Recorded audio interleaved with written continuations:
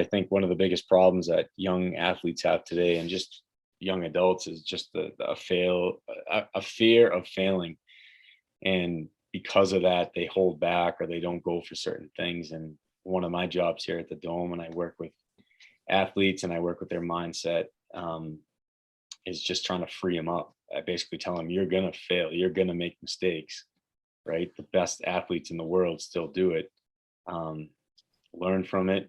And there's always an opportunity coming, right? The next pitch, the next play, like that's got to be your mindset. So I tell them a story about my rookie year, my second NHL game in Pittsburgh. I scored on my own goalie, like not like a puck went off my skate scored, but I actually shot the puck really hard and really well into my own net, and scored on Marc-Andre Fleury. And yeah, it was super embarrassing. I wanted to crawl into a hole and never come out. And in between periods, actually, I was, the guys could tell I was pretty down. And Sidney Crosby came up to me and gave me a pat on the shin pads and said, "Hey, we're going to get it back." And, I was like, yeah, I believed him. And in that next period, which was the third period against the Canadiens, I ended up scoring my first NHL goal.